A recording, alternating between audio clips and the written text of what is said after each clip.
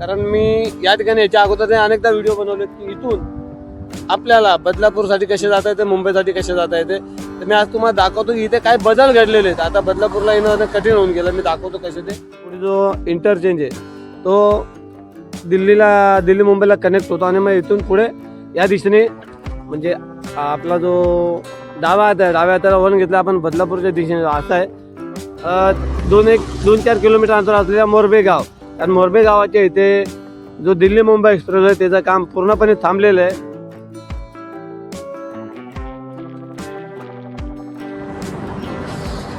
नमस्कार, मी योगेश आत्मा अंबवले. आपल्या मराठी यूट्यूब चॅनलवर तुमच्या सर्वांचे सहर्ष स्वागत आहे. सध्या मी जिथे उभा आहे ते आमने इंटरचेंज. आणि जसे की आपले एक सबस्क्रायबर होते त्यांनी सांगितलं आमने इंटरचेंज ते बदलापूरपर्यंत जो मार्ग आहे तो कसा जायचा ते सांगा.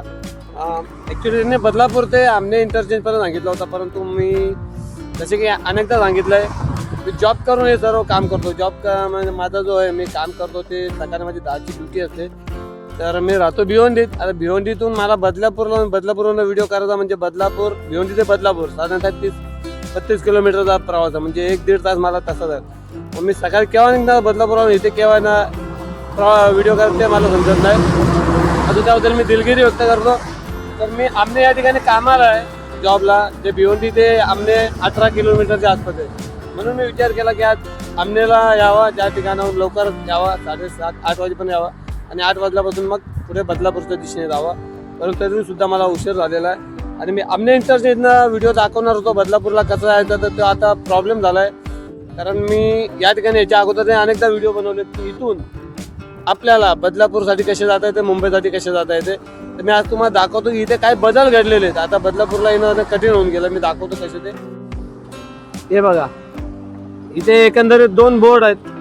Mumbai 69 kilometre, Vadodara 392 kilometre. हा समृद्धी महामार्ग इकडून नागपूरच्या दिशेने येणारा हा समृद्धी महामार्ग. आणि तुम्ही इथे पाहू शकता काही महिन्यांपूर्वी इथे बोर्ड होता.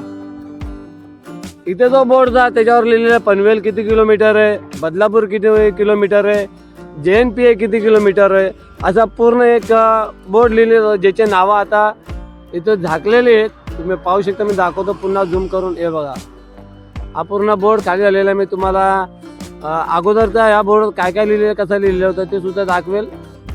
पण सध्या फक्त इथेच की हा जो रस्ता आहे आणि म्हणजे अजून सुद्धा याचे बरेच कामे बाकी आहेत. हा रस्ता जो हा पुढे जाऊन दिल्ली मुंबई एक्सप्रेसवेला कनेक्ट होतो. म्हणजे हा जो आमने इंटरचेंज आहे हा जसा नागपूर मुंबई आहे तसाच दिल्ली ते मुंबई असा देखील आहे. म्हणजे हा पुढे जो इंटरचेंज आहे तो दिल्ली मुंबईला कनेक्ट होतो आणि मग इथून पुढे या दिशेने म्हणजे आपला जो डाव्या हाताला वळण घेतला आपण बदलापूरच्या दिशेने असा आहे. परंतु लोक प्रवास करायचे इथून आणि तो प्रवास त्यांना चुकीचा होऊ नये म्हणून यांनी इथे जे नावं लिहिलेलं जो बदलापूरला जाण्याकरता, पनवेलला जाण्याकरता ते सर्व बंद केलं आहे. आणि कदाचित पनवेलचं जे नाव होता तो बंद करण्यामागचं कारण असं की दिल्ली मुंबई एक्सप्रेसवेचे जे काम आहे ते बदलापूरपर्यंतच झालेले. म्हणा बदलापूरचा इंटरचेंज, त्याच्या पुढे बदलापूरचा 4 किलोमीटरचा बोगदा आणि त्याच्या पुढे 2-4 किलोमीटर अंतर असलेल्या मोरबे गाव. आणि मोरबे गावाच्या इथे जो दिल्ली मुंबई एक्सप्रेस आहे त्याचं काम पूर्णपणे थांबलेलं आहे.